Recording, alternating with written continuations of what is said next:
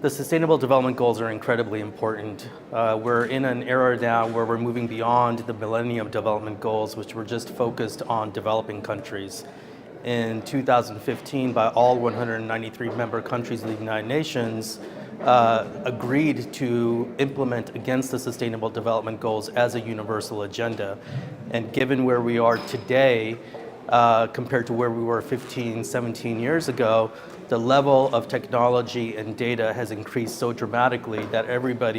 virtually everybody has some kind of a smartphone technology now. And so the advancement of the available data and technology in the context of what can be achieved within the Sustainable Development Goals and what that means for reducing poverty, fighting climate change, and making lives better overall as a universal agenda for every country is what we're all striving to get towards.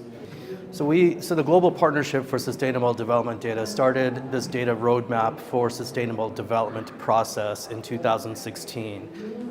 Where we operate,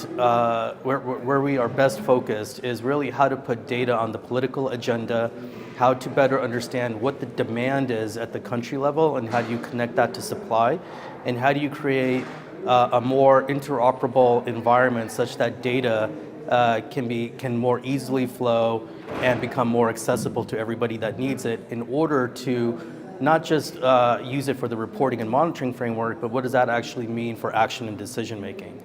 And so this data roadmap process is a whole of government, multi-stakeholder approach that's really bringing governments together with private sector, civil society, and other sectors in an effort to really understand what's taking place within the country, how the SDGs are aligning to national development priorities, where are the major gaps when it comes to data and technology, and also what the opportunities are. And then in the context of the data revolution for sustainable development, how do we think about new and alternative data sources as a way to make information more accessible, more dynamic, more real-time? And we use this type of an approach, bringing all of these different actors and organizations together as a way to then figure out what are the key priorities based on the challenges that have been identified with the opportunities that exist, and use that as a way to develop partnerships moving forward as part of the roadmap.